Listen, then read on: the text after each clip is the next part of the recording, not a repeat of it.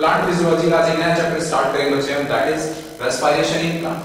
तो रेस्पिरेशन हमें किस चीज की मैकेनिज्म पढ़नी होती है, यहाँ पर हमें एटीपी बनाने की मैकेनिज्म पढ़नी है, एनर्जी प्रोडक्शन की मैकेनिज्म के बारे में बात करना है। यहाँ पर हमें देखना है किस तरीके से प्लांट एटीपी बना रहा है, कैसे वो एनर्जी बना रहा है। तो अभी हमने बच्चे फोटोसिंथेसिस के बारे में बात किया। फोटोसिंथेसिस में हमने देखा कि प्लांट कैसे ग्लूकोज बना रहा है, प्लांट कैसे फूड बना रहा है, वो हमने पूरी मैकेनिज्म डिस्कस कर ली। अब यहाँ पर हमें देखना है बच्चे, वो जो फूड बनाया गया है उस फूड को तोड़कर कैसे एनर्जी प्रोड्यूस की जा रही है उससे, उसकी मैकेनिज्म के बारे में यहाँ पर डिस्कस करना है। तो अगर हम ह्यूमंस की बात करें, अपनी अगर हम बात करें, तो हम कार्बोहाइड्रेट कंज्यूम कर रहे हैं, फैट कंज्यूम कर रहे हैं, प्रोटीन कंज्यूम कर रहे हैं, और ये सारे सबस्टेंस हमें एनर्जी दे रहे हैं। अब ऐसा कैसे पॉसिबल है, ये सारे सबस्टेंस हमें एनर्जी कैसे दे पाते हैं? तो अगर हम एनर्जी प्रोडक्शन की बात करें बच्चे, एटीपी की अगर हम बात करें, तो एटीपी बनाने के लिए क्या करना होता है, हमने फोटोसिंथेसिस में भी डिस्कस किया कि एटीपी बनाने के लिए सिंपली ये जो एडिनोसिन डाइफॉस्फेट है, इसे एक इनऑर्गेनिक फॉस्फेट ऐड करना होता है, जिससे कि एटीपी बन जाती है। तो यहाँ पर जो रिक्वायरमेंट है एटीपी बनाने के लिए, जो रिक्वायरमेंट है वो है इस एनर्जी की, इस एनर्जी की रिक्वायरमेंट है जो कि इस एडिनोसिन डाइफॉस्फेट से इस इनऑर्गेनिक फॉस्फेट को ऐड कराने के लिए चाहिए।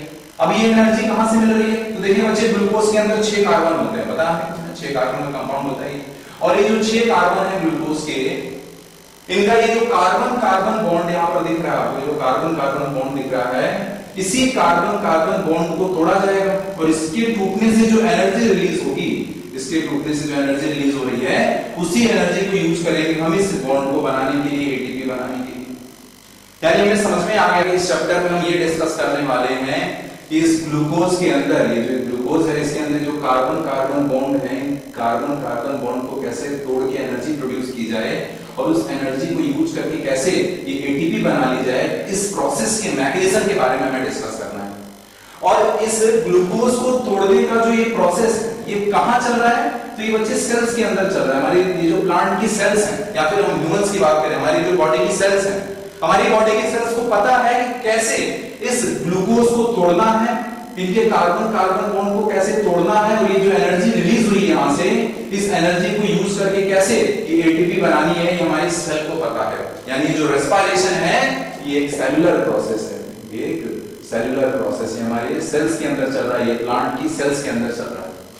ठीक है, तो हमें समझ में आ गया कि रेस्पिरेशन इन प्लांट, यहां पर हम क्या डिस्कस करने वाले हैं, यहां पर हम डिस्कस करेंगे mechanism of breakdown of food and release of energy, कैसे फूड को तोड़कर एनर्जी रिलीज की जाए, and trapping of this energy as ATP, और ये जो एनर्जी यहां पर रिलीज हुई है, जो बॉन्ड की टूटने से एनर्जी रिलीज हुई है, इस एनर्जी को कैसे यूज करके एटीपी बना दी जाए, इसको एटीपी की फॉर्म में कैसे ट्रैप कर लिया जाए इस एनर्जी को, ये हमें यहां पर डिस्कस करना है, पूरी मैकेनिज्म है यहां पर हमें डिस्कस करनी है। तो अभी हमने देखा बच्चे varieties of substance, carbohydrate, fat, protein, किसी भी चीज का हम ब्रेकडाउन करा दे रहे हैं एटीपी बनाने के लिए। तो किस सब्सटेंस का ब्रेकडाउन किया गया है एटीपी बनाने के लिए, एनर्जी बनाने के लिए, उस बेसिस पर भी ये रेस्पिरेशन प्रोसेस 2 तरीके का होता है, that is floating respiration and protoplasmic respiration. तो रेस्पिरेटरी सबस्ट्रेट क्या यूज किया गया है, किस सब्सटेंस का ब्रेकडाउन किया जा रहा है एटीपी बनाने के लिए, उस बेसिस पर रेस्पिरेशन प्रोसेस 2 तरीके का है, floating respiration and protoplasmic respiration. अगर कार्बोहाइड्रेट और फैट का ब्रेकडाउन किया जा रहा है एटीपी बनाने के लिए, तो इस प्रोसेस को हम बोल रहे हैं फ्लोटिंग रेस्पिरेशन। वहीं अगर प्रोटीन का ब्रेकडाउन किया जा रहा है एटीपी बनाने के लिए, तो इसे हम बोल रहे हैं बच्चे प्रोटोप्लाज्मिक रेस्पिरेशन। अब कार्बोहाइड्रेट एंड फैट को जब यूज किया जा रहा है तो उसे फ्लोटिंग रेस्पिरेशन क्यों बोल रहे हैं? क्योंकि ये कार्बोहाइड्रेट एंड फैट ये स्टोर्ड फॉर्म है फूड का, इन्हीं के फॉर्म में ही फूड को स्टोर किया जा रहा है साइटोप्लाज्म के अंदर। वहीं अगर हम प्रोटीन की बात करें, प्रोटीन ये हमारे प्रोटोप्लाज्म का कंस्टिट्यूएंट होता है, हमारे प्रोटोप्लाज्म के अंदर जो स्ट्रक्चर्स हैं वो ये प्रोटीन बना रहे हैं। यानी हमें समझ में आ गया कि जब प्रोटीन को तोड़ा जा रहा है एनर्जी बनाने के लिए, यानी उस टाइम पर सेल के अंदर ये जो स्टोर्ड मटेरियल है, कार्बोहाइड्रेट, फैट, ये सारी चीजें यूज हो चुकी हैं, मतलब कि वो सेल लंबे समय से भूखी है ना, उसको खाना नहीं मिला है, यानी वो सेल स्टार्विंग की कंडीशन में है, उसको खाना लंबे समय से नहीं मिला है, तभी तो वो अपने जो कंस्टिट्यूएंट एलिमेंट हैं, अपने जो स्ट्रक्चर्स हैं, उनको तोड़कर एनर्जी प्रोड्यूस करना स्टार्ट कर दिया, उसने खुद को जिंदा रख दिया। ठीक है, तो ये हमने बात की है बच्चे types of respiration on the basis of respiratory substrate. ये जो हमने अपने रेस्पिरेटरी सबस्ट्रेट देखे बच्चे, एक बार हम देखा कि कार्बोहाइड्रेट और फैट, एक बार हम देखा प्रोटीन। इन रेस्पिरेटरी सबस्ट्रेट को हमारी सेल 2 तरीके से तोड़ती है। किस बेसिस पे सर 2 तरीका आपने बनाया? ये है on the basis of oxygen. हमारी सेल इनको ऑक्सीजन की प्रेजेंस में भी तोड़ सकती है और ऑक्सीजन के एब्सेंस में भी तोड़ सकती है। तो अगर हमारी सेल इन रेस्पिरेटरी सबस्ट्रेट को, जो हमने देखा फैट, कार्बोहाइड्रेट, प्रोटीन, अगर इनको बच्चे ऑक्सीजन के प्रेजेंस में अगर तोड़ती है तो इस रेस्पिरेशन को, इस ब्रेकडाउन को हम बोलते हैं एरोबिक रेस्पिरेशन। और वही अगर वो रेस्पिरेटरी सबस्ट्रेट हमारे जो हैं, अगर उनको in the absence of oxygen अगर तोड़ा जाता है तो उसको हम बोलते हैं एनारोबिक रेस्पिरेशन, या फिर इसको हम नाम देते हैं फर्मेंटेशन। अब बात ये आती है सर, अगर ऑक्सीजन के प्रेजेंस में तोड़ा जाएगा उनको तो क्या अलग हो जाएगा, और अगर वही ऑक्सीजन नहीं है तो क्या अलग हो जाएगा टूटने के प्रोसेस में सर? तो अगर देखा जाए बच्चे कि अगर आप जब इस ग्लूकोज को, जो आपका फूड है, अगर आप इसको ऑक्सीजन के प्रेजेंस में इसका अगर ब्रेकडाउन कराते हो बच्चे, तो इसका जो ब्रेकडाउन है वो कंप्लीट होता है। अब सर कंप्लीट ब्रेकडाउन का मतलब क्या होता है? तो कंप्लीट ब्रेकडाउन का मतलब ये हुआ बच्चे, अगर आपने इस कार्बोहाइड्रेट को, इस ग्लूकोज को ऑक्सीजन के प्रेजेंस में तोड़ा तो ये पूरी तरह से टूट जाएगा। मतलब ये हुआ इसके अंदर जो 6 कार्बन है, वो 6 के 6 कार्बन टूटकर 6 CO2 की फॉर्म में निकल जाएंगे, एस्केप हो जाएंगे। और जब ये सोचो, जब इसके सारे बॉन्ड टूट गए, मतलब हर बॉन्ड के टूटने से एनर्जी निकलेगी कि नहीं निकलेगी?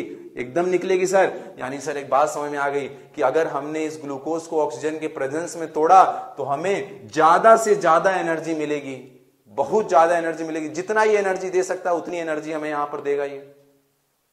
तो ये फायदा होता है हमारा एरोबिक रेस्पिरेशन का, क्या कि यहां पर जो एनर्जी प्रोड्यूस होती है वो बहुत ज्यादा प्रोड्यूस होती है। क्यों? क्योंकि हम ग्लूकोज का कंप्लीट ब्रेकडाउन कराते हैं, इसका हम कंप्लीट ऑक्सीडेशन कराते हैं। सर कंप्लीट ब्रेकडाउन तो समझ में आ गया, कंप्लीट ऑक्सीडेशन का मतलब भी समझा दीजिए।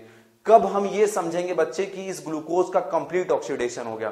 तो उसके लिए हम देखो यहां पर इक्वेशन लिखा हुआ है, ये आपका एरोबिक रेस्पिरेशन का इक्वेशन है कि अगर आपने ग्लूकोज को ऑक्सीजन के प्रेजेंस में तोड़ा है तो क्या होगा। देखिए अगर आपने ग्लूकोज को ऑक्सीजन के प्रेजेंस में जब तोड़ोगे बच्चे, तो ये ग्लूकोज जो है, इसके जो 6 के 6 कार्बन है वो देखो 6 CO2 की फॉर्म में एस्केप हो जाते हैं। और जब ग्लूकोज आपका CO2 में कन्वर्ट हो गए सारे के सारे, मतलब इसका कंप्लीट ऑक्सीडेशन हो गया। क्योंकि देखिए CO2 के अंदर अगर हम बात करें तो कार्बन की ऑक्सीडेशन स्टेट होती है +4, और कार्बन की मैक्सिमम ऑक्सीडेशन स्टेट कितनी होती है बच्चे? +4। इससे ज्यादा इसकी ऑक्सीडेशन नहीं हो सकती, ऑक्सीडेशन स्टेट नहीं हो सकती +4 से ज्यादा, जो कि CO2 के अंदर है। और आपने हर कार्बन के साथ वही किया है, यानी आपने हर कार्बन को ऑक्सीडाइज कर दिया, वो भी उसके हाईएस्ट ऑक्सीडेशन स्टेट में। इसका मतलब कि आपने क्या कर दिया? उसका कंप्लीट ऑक्सीडेशन कर दिया। ये मतलब होता है कंप्लीट ऑक्सीडेशन का। और यहां पर एक ग्लूकोज मॉलिक्यूल को अगर आप ऐसे तोड़ोगे तो एक ग्लूकोज मॉलिक्यूल से कितनी एनर्जी प्रोड्यूस होती है बच्चे? तो देखिए लिखा हुआ यहां पर 686 किलो कैलोरी एनर्जी प्रोड्यूस होती है। लेकिन एक बात इस चीज को याद रख लीजिए बच्चे, यहां पर जो 686 किलो कैलोरी एनर्जी लिखी गई है, ये हमारी सेल की एफिशिएंसी नहीं है। अगर हमारी सेल ने इस ग्लूकोज को तोड़ा तो वो इस 686 किलो कैलोरी एनर्जी बनाकर नहीं देगा, वो इससे बहुत कम एनर्जी बनाकर देता है। वो आगे देखेंगे, अपनी सेल की एफिशिएंसी देखेंगे। तो फिर ये कब आएगा? ये 686 किलो कैलोरी एनर्जी कब मिलेगी एक ग्लूकोज से? जब इस ग्लूकोज को आप बॉम्ब कैलोरीमीटर में इसका ऑक्सीडेशन कराओगे। बॉम्ब कैलोरीमीटर आप पढ़ते हो केमिस्ट्री में। बॉम्ब कैलोरीमीटर सर कंटेनर होता है, इसमें हाईली ऑक्सीजन रिच सप्लाई होती है और हम उसको उसके अंदर सबस्टेंस का कंबसन कराते हैं। तो जब आप इसको बॉम्ब कैलोरीमीटर में तोड़ोगे तब जाकर आपको क्या मिलेगा? एक ग्लूकोज से 686 किलो कैलोरी एनर्जी मिल जाएगी आपको। अभी हम देखेंगे पूरा, जब प्रोसेस पढ़ लेंगे, पूरी मैकेनिज्म पढ़ लेंगे, तो देखेंगे हमारी सेल कितनी एनर्जी बनाती है ग्लूकोज से। तो हम कंपेयर करेंगे हमारी सेल की एफिशिएंसी क्या है, कि टोटल कितना बन सकता है और हमारी सेल कितना बनाती है। आगे देखेंगे, ठीक है। यानी हमें समझ में आ गया कि एरोबिक रेस्पिरेशन क्या होता है, in the presence of oxygen होगा और यहाँ पर कंप्लीट ऑक्सीडेशन ऑफ फूड होता है, ठीक है, कंप्लीट ऑक्सीडेशन। अब हमें समझ में आ गया कंप्लीट ऑक्सीडेशन का मतलब क्या होता है। और यहाँ पर देखें, अगर हम एटीपी के टर्म्स में बात करें तो एक ग्लूकोज से अगर आपने उसको एरोबिक रेस्पिरेशन के थ्रू तोड़ा है तो 36 या फिर 38 एटीपी मिलती है। ये भी अभी हम आगे डिस्कस करेंगे, कब 36 मिलेगी और कब 38 मिलेगी, इसको हम आगे डिस्कस करेंगे पूरे प्रोसेस के दौरान ये सब, ठीक है।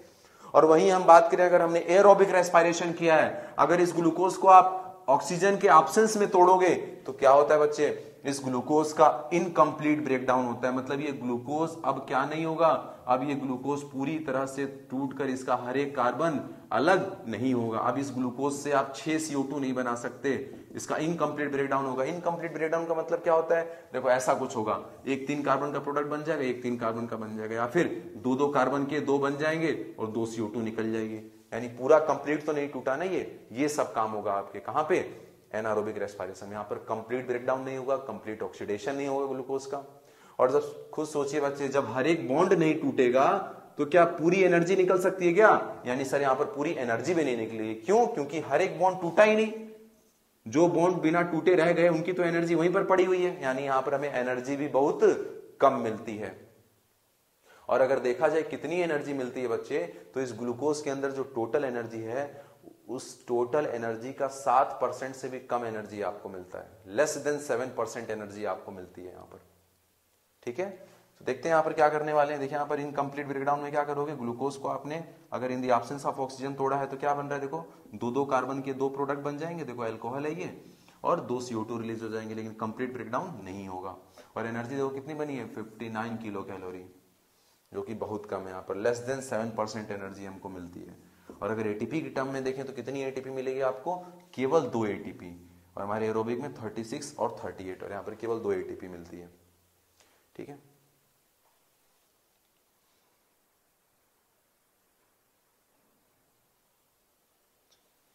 तो अब हम सबसे पहले एरोबिक रेस्पिरेशन के बारे में पढ़ेंगे कि एरोबिक तरीके से जब हम तोड़ते हैं in the presence of oxygen, जब ग्लूकोज का ब्रेकडाउन होता है तो किस तरीके से होता है, क्या क्या यहाँ पर स्टेप्स आएंगे, वो सारी चीजें देखेंगे। और फिर हम एनारोबिक तरीके को देखेंगे, एनारोबिक तरीके से तोड़ेंगे तो किस तरीके से ग्लूकोज टूटेगा और वहां पर क्या क्या स्टेप आएंगे। लेकिन ये सब समझने से पहले, एरोबिक रेस्पिरेशन शुरू करने से पहले एक क्वेश्चन और बनता है सर, क्या? कि एरोबिक रेस्पिरेशन कब होता है? In the presence of oxygen. In the presence of oxygen है, यानी प्लांट की सेल को ऑक्सीजन चाहिए। अब हम देखते हैं कि प्लांट की सेल ऑक्सीजन मिलती कैसे है, इसको प्लांट की सेल को ऑक्सीजन कैसे मिलता है, कहां से एक्वायर कर रही है। ठीक है, तो हमारे एनसीईआरटी में इसी के लिए एक टॉपिक, तो हमारे एनसीईआरटी में बच्चे एक टॉपिक दे रखी है, डू प्लांट ब्रीथ। क्या प्लांट ब्रीथ करते हैं? तो एकदम करते हैं प्लांट ब्रीथ। अगर ब्रीथ नहीं करेंगे तो ऑक्सीजन कहां से मिलेगी उनको? और अभी हमने देखा बहुत ज्यादा CO2 प्रोड्यूस करेंगे सारे ग्लूकोज को तोड़कर, तो CO2 बाहर भी निकालेंगे वो, तो प्लांट तो ब्रीथ करते हैं। लेकिन अगर हम बात करें अपनी, तो हमारे अंदर क्या एक रेस्पिरेटरी ऑर्गन है हमारे पास, लंग्स। हम नोज से अपने सांस ले रहे हैं, लंग्स के अंदर जा रहा है, लंग्स के अंदर ब्लड में डिजोल्व होकर ब्लड में जा रहा है, फिर वहां से एल्विलाई के लेवल पर, और फिर ब्लड उसको लेकर पूरी बॉडी में दौड़ा रहा है। तो ये हमारा रेस्पिरेटरी ऑर्गन हमारे पास है। लेकिन प्लांट के पास ऐसा कोई रेस्पिरेटरी ऑर्गन होता है क्या? तो अगर देखा जाए तो प्लांट के पास कोई रेस्पिरेटरी ऑर्गन ऐसा नहीं है। प्लांट के पास ऐसा कोई रेस्पिरेटरी ऑर्गन क्यों नहीं है? तो उसके लिए देख लें, अगर हम अपने बारे में पूछे तो हमसे पता चल जाएगा हमारे पास रेस्पिरेटरी ऑर्गन क्यों है। बच्चे बताओ। क्योंकि हमारी हर एक सेल एटमॉस्फेयर से क्या नहीं ले सकती? ऑक्सीजन नहीं ले सकती। डायरेक्ट एनवायरनमेंट में CO2 नहीं छोड़ सकती वो। इसीलिए क्या करते हैं, सारे सेल की जो ऑक्सीजन है वो कहां से पहुंचाई जाती है? सारी सेल को ब्लड के थ्रू पहुंचाते हैं, क्योंकि हमारी हर एक सेल अपना खुद का एक्सचेंज नहीं कर सकती। लेकिन ऐसा प्लांट के साथ नहीं है। प्लांट की बच्चे हर एक सेल अपना एक्सचेंज खुद करती है वो। ठीक है, और प्लांट के लिए अगर हम बात करें, प्लांट के पास ऐसा कौन सा स्ट्रक्चर है जो कि हमारे नोज के जैसा है, जो कि उसको एटमॉस्फेयर से गैसेस का एक्सचेंज करवाएगा? तो हमें पता है स्टोमेटा हो गए, लेंटिकल्स हो गए, इनके थ्रू क्या करती है वो? गैसेस एक्सचेंज करती है अपना एनवायरमेंट से। लेकिन उसके पास कोई रेस्पिरेटरी ऑर्गन नहीं है, क्योंकि हमारे जैसे उसकी हर एक सेल दूसरे किसी सेल पर डिपेंडेंट नहीं है, किसी ऑर्गन पर डिपेंडेंट नहीं है। उनकी हर एक सेल क्या कर रही है? वो इंडिपेंडेंट है, वो अपना गैसेस एक्सचेंज वो खुद करती हैं। तो अगर इस बात को मैं बोलूं तो ये तो मान लो हमारी लीफ के लिए सही है, लीफ की एपिडर्मिस है, एपिडर्मल स्ट्रक्चर है, पतली सी लीफ है, उसका काम तो हो जाएगा। स्टेम की अगर मैं बात करूं उसमें भी काम हो जाएगा। आउटर मोस्ट जो लेयर है, उन आउटर मोस्ट लेयर पे जो लेंटिकल्स हैं, उन लेंटिकल से सेल क्या होगा आपका? अंदर चला जाएगा ऑक्सीजन। लेकिन जब आप बात करोगे वुडी प्लांट की, अगर आप बात करो, लेकिन अगर मैं वुडी प्लांट की बात करूं तो वुडी प्लांट के सेंटर में कैसे जाता है? सोचो जरा, इस सेंटर तक कैसे जाएगी वो ऑक्सीजन? तो अगर आपने प्लांट एनाटॉमी में गौर किया होगा बच्चे, तो आपको पता होगा कि प्लांट की जो सेंटर वाला रीजन होता है वो डेड होता है। यहाँ पे सेकेंडरी जाइलम जो वुड होती है ना, वो डेड होती है। हार्ड वुड बताया था मैंने, डेड होता है वो। यहाँ की सेल लिविंग है ही नहीं। जब सेल लिविंग नहीं है तो अंदर ऑक्सीजन पहुंचाना ही नहीं है। और जो बाहर जो थोड़ा बहुत ऑक्सीजन की जरूरत पड़ेगी कॉर्टेक्स रीजन तक, तो याद करो बच्चे, अगर हम देखें कॉर्टेक्स की कितनी लूज पैकिंग की थी आपने, ठीक है। कॉर्टेक्स के अंदर जो पैरेन्काइमेटस सेल होती है उनकी लूज पैकिंग होती है, उनमें इंटरसेलुलर स्पेस पाई जाती है। तो एक बार अगर वो लेंटिकल से एयर एंटर हो गई तो इस लूज पैकिंग की वजह से क्या होगा, एक सर्टेन एक्सटेंट तक तो अंदर वो चले ही जाएगा एयर, और एकदम सेंटर में लेके जाना नहीं है। क्यों? क्योंकि सेंटर वाली सारी सेल तो सर डेड होती हैं। ये सेकेंडरी जाइलम है, वुड है, ये तो हार्ड वुड बताया था आपने, सब डेड होता है, अंदर कुछ होता है नहीं, उसमें तो आपके वॉस्ट मटेरियल पड़े रहते हैं। ठीक है, तो हमें समझ में आ गया कि हमारे प्लांट को किसी रेस्पिरेटरी ऑर्गन की जरूरत क्यों नहीं है, क्योंकि उसकी हर एक सेल अपनी नीड, अपनी जरूरत, अपने ऑक्सीजन का लेन देन वो खुद कर रही है स्टोमेटा की हेल्प से। और जो थोड़ी बहुत सेल जो डायरेक्ट एनवायरनमेंट के कांटेक्ट में नहीं है उनके पास कैसे पहुंचा देते हैं, due to the loose packing है, जो कॉर्टेक्स की लूज पैकिंग है, इसकी वजह से उनके पास ऑक्सीजन पहुंच जा रही है। ठीक है, और अगर बात करें तो अगर जो प्लांट की सेल के बारे में अगर हम बात करें बच्चे, तो प्लांट की जो सेल है वो हमारी सेल के जैसे बहुत हाई रेट से रेस्पिरेशन नहीं करती है। उनमें रेस्पिरेशन का रेट भी स्लो है, उनमें रेस्पिरेशन का रेट क्या है, स्लो है। और रेस्पिरेशन का रेट स्लो है इसीलिए उनके पास ग्रेट डिमांड भी नहीं है, बहुत ज्यादा डिमांड भी नहीं होती ऑक्सीजन की, क्योंकि उनका रेस्पिरेशन रेट स्लो है, रिक्वायरमेंट कम है उनकी। ठीक है, लेकिन कभी कभी तो उनका रिक्वायरमेंट बढ़ेगा, जैसे कि जब वो बहुत ज्यादा एक्टिव है। कब एक्टिव है? फूड बना रही है, फोटोसिंथेसिस में, जब खाना बना रही है तो हाईली एक्टिव है, उस समय तो बहुत ज्यादा मेटाबॉलिज्म चल रहा है, तो वहां पर उनको जरूरत पड़ेगी किस चीज की, ऑक्सीजन की। तो उन सब समय में जो ऑक्सीजन की उनकी जरूरत पड़ती है बच्चे, उन ऑक्सीजन की जरूरत को भी उन्होंने मैनेज करना सीख लिया है, वो अपने आप मैनेज कर लेती है। ठीक है, अगर हम बात करें, अगर आपको नहीं समझ में आ रहा कैसे मैनेज करें, तो एक चीज तो आपको पता है क्या, फोटोसिंथेसिस के दौरान प्लांट खुद ही ऑक्सीजन बनाता है। तो बाकी तो आप छोड़ दो क्या क्या प्रोसेस उन्होंने अपना रखे हैं मैनेज करने के लिए। एक तो खुद ही ऑक्सीजन बना रहा है, तो बाहर से जितना मिल गया वो ठीक है, नहीं तो खुद भी तो ऑक्सीजन बना रहा है ड्यूरिंग द फोटोसिंथेसिस, उससे उसका काम चल जाएगा, उससे उसकी मेटाबॉलिज्म कंट्रोल हो जाएगी। तो इन सब चीजों को देखते हुए हम कह सकते हैं कि हाँ सर, प्लांट को किसी रेस्पिरेटरी ऑर्गन की जरूरत नहीं है। ठीक है, वो उसके बिना भी काम कर सकता है। सो ये वाला लिख लेते हैं। अगर पूछा जाए डू प्लांट ब्रीथ, तो कहोगे यस प्लांट ब्रीथ, ब्रीदिंग कर रहा है, वो ऑक्सीजन ले रहा है और CO2 प्रोड्यूस भी कर रहा है वो। ठीक है, लेकिन क्या बोलेंगे हम, plant do not have respiratory organ. सही बात है, नहीं है। ठीक है, क्या पाया जाता है उनके पास लेन देन के लिए, तो सर स्टोमेटा है उनके पास, लेंटिकल्स है उनके पास। ठीक है, लेकिन दे डू नॉट हैव, लेकिन उनके पास क्या नहीं है बच्चे, लेंटिकल्स हैं, स्टोमेटा है, लेकिन उनके पास कोई रेस्पिरेटरी ऑर्गन नहीं है। क्यों नहीं है? Because each plant part take care of its own need, अपनी जरूरत खुद वो देख रहा है। ठीक है, and very little transport of gases अगर देखा अभी हमने, बहुत ही लिटिल, वो भी शॉर्ट डिस्टेंस पर, वो डिफ्यूजन के थ्रू अपने आप हो जाएगा। ठीक है, वो अपने आप गैसेस डिफ्यूज कर जाएंगी from high concentration to low concentration, तो उतना काम उनका हो जाएगा। दूसरी बात क्या है, लिविंग सेल जो होती हैं they are located close to the surface, जो लिविंग है वो सरफेस के पास है, उनको ऑक्सीजन मिल जा रही है। और जो सेंटर वाले हैं, जहां पर आपको सोचने में दिक्कत हो रही है उनको कैसे मिलेगा, तो वो तो डेड है, उनको चाहिए ही नहीं, है ना। And a little transport is facilitated by loose packing of parenchyma. ठीक है, बहुत सारे तो क्या है, most of them are close to the surface, और जो सरफेस के पास नहीं है उनके पास कैसे पहुंचा दे रहे हैं, due to the close packing of the parenchyma. और कौन सी पैरेन्काइमा की बात कर रहा है, कॉर्टेक्स की सारी है ना, कॉर्टेक्स ले लो, पेरीसाइकिल ले लो, हर जगह पर तो लूज पैकिंग दे रखी है आपने। ठीक है, और अगर हम बात करें तो no great demand for gaseous exchange. क्यों ग्रेट डिमांड नहीं है? क्योंकि उनका जो रेट है वो बहुत ही लो है, उनके रेस्पिरेशन का रेट जो है लो है। कब कब जरूरत पड़ती है, जैसे फोटोसिंथेसिस की बात करें तो इसमें बहुत ज्यादा जरूरत है, तो जब जरूरत है तो कैसे पूरा करेगा इस जरूरत को, सर उस समय खुद भी प्रोड्यूस कर रहा है, तो एक तो वैसे मैनेज कर लेगा ये।